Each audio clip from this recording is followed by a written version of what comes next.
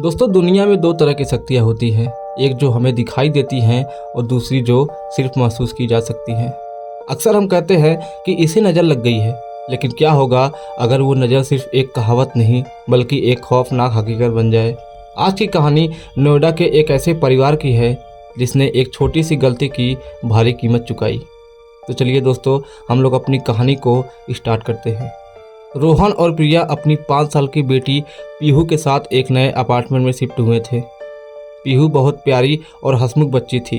उसकी मासूमियत और सुंदरता को देखकर हर कोई उसकी तारीफ करता था, लेकिन उसकी दादी हमेशा कहती थी कि बेटा, इस बच्ची को काला टीका लगा कर रखा करो, दुनिया की नज़र बहुत बुरी होती है।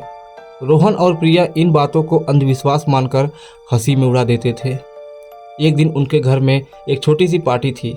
सबने पीहू की बहुत तारीफ की, लेकिन उस रात के बाद सब कुछ बदल गया। पीहू जो हमेशा खेलती कूदती रहती थी, अचानक चुपचाप रहने लगी।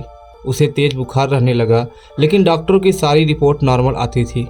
रात के सन्नाटे में प्रिया को अक्सर ऐसा लगता जैसे कोई पीहू के कमरे की खिड़की से उसे लगातार देख रहा है।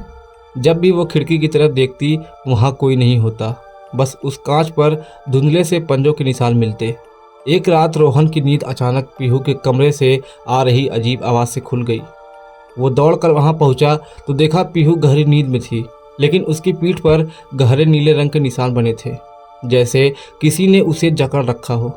दोस्तों, सबसे डरावनी बात यह थी कि कमरे के कोने में एक साया खड़ा था, जिसकी आंखें अंधेरे में भी अंगारे जैसी चमक रही थी। वो साया पीहू को देख रहा था, एक भूखी और नफरत भरी नज़र से। अगले दिन उन्होंने एक जानकार तांत्रिक को बुलाया। घर की स्थिति देखते ही उन्होंने कहा, यह कोई साधारण भूत नहीं है, यह नज़र का दोष है जो अब एक रूहानी रूप ले चुका है। किसी की जलन और बुरी नज़र से इस बच्ची के चारों ओर एक काला घेरा बना दिया गया है, जो धीरे धीरे उसकी जान सोख रहा है। उस रात तांत्रिक ने घर को बांधने के लिए पूजा शुरू की। जैसे जैसे मंत्र पढ़े जा रहे थे, घर की खिड़कियाँ अपने आप टूटने लगी। पीहू हवा में उठने लगी और उसकी आवाज़ बिल्कुल बदल गई। वो साया कमरे की दीवारों पर रेंगता हुआ दिखाई दे रहा था।